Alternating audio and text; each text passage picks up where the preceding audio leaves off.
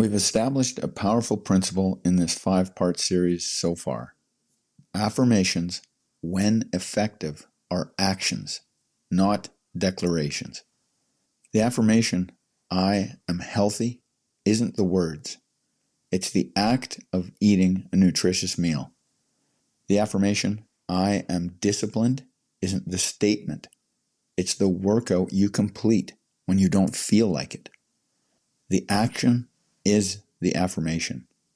But there's a problem I need to address. For some people, even this approach feels wrong. If you have low self-esteem, taking action that embodies a virtue you don't believe you have can feel like fraud. This isn't a failure of the principle. It's a failure of the approach. Today, we're going to explore why this happens and what to do about it. Hey there, it's me, Core, and you're listening to Exercising Self-Control from Fitness to Flourishing. Here's the problem. When you have low self-esteem, you don't believe you possess certain virtues or skills. You don't feel confident. You don't feel disciplined. You don't feel worthy. So when you try to take action that embodies those virtues, for example, having a difficult conversation, completing a workout, speaking up in a meeting, you feel like a fraud. The action you imagine taking feels dishonest because it contradicts your self-identity. You think you'll be demonstrating something you don't believe you are.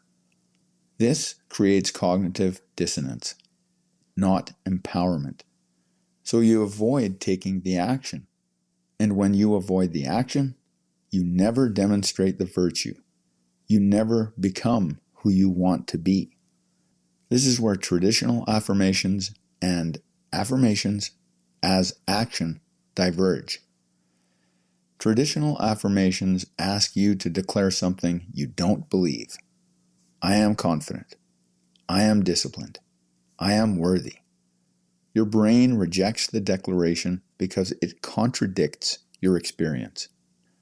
The approach I'm suggesting asks you to take action that embodies the virtue. But for someone with low self-esteem, this can feel dishonest and awkward. You're not just saying something you don't believe. You're attempting to do something you don't believe you're capable of. The fraudulence feels worse because it's visible to others. If you force yourself to take action anyway, you're likely unskilled and come across as disjointed and inauthentic. It feels wrong, and the current self-identity is reinforced. For example, it's not like me to speak in public. It's not like me to ask for a raise. It's not like me to go to the gym. Here's the solution. Instead of trying to force yourself to believe you're capable before you act, consider both capability and incapability without forcing belief. Here's what I mean. If you declare, I am confident, without belief, you'll likely begin imagining failure even before taking action. Instead, you can ask, in what ways may I be capable of confident action? And in what ways may I not be? This eliminates the internal dishonesty. There's truth there. You are capable, and you are incapable. You're considering the reality of the circumstance and your capacities within it. In other words, you're not trying to pretend to be someone you're not. Neither are you trying to pretend you can do things you believe are currently beyond your capability. You are honestly assessing your capacity, and that honest assessment allows you to take action at the level you're capable.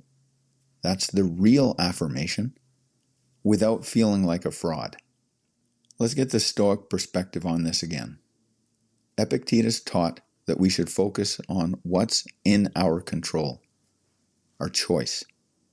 Your feelings of confidence or worthiness are not up to you.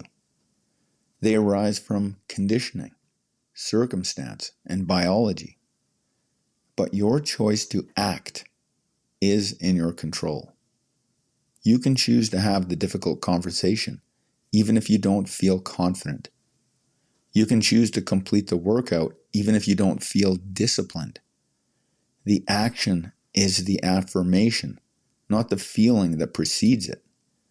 As Epictetus said, it's not what happens to you, but how you react to it that matters.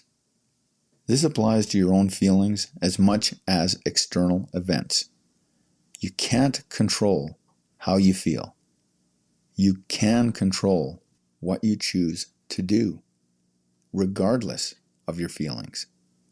And by taking into account what you honestly believe you can do, you give yourself the opportunity to embody your integrity by taking action. This is how you shift your self-identity.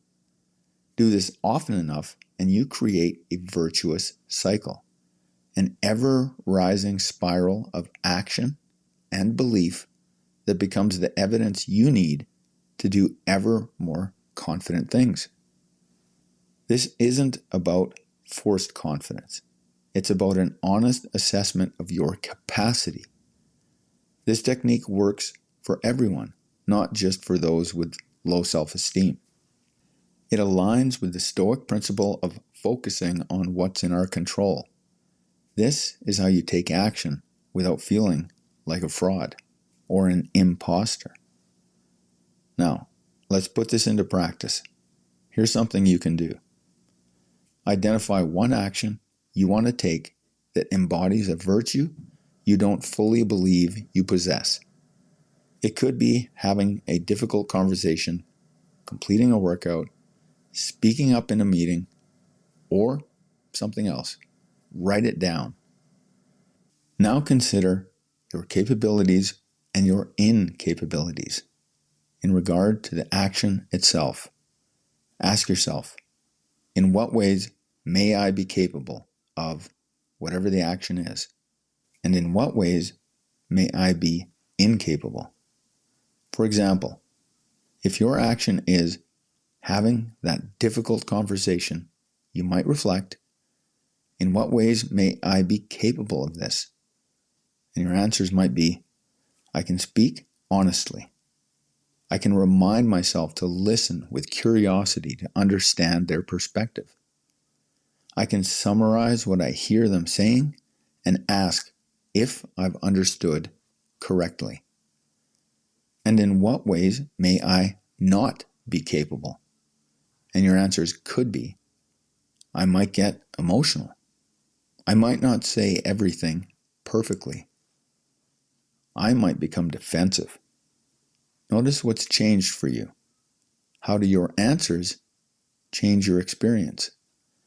Do you feel less like a fraud? More willing to take the action?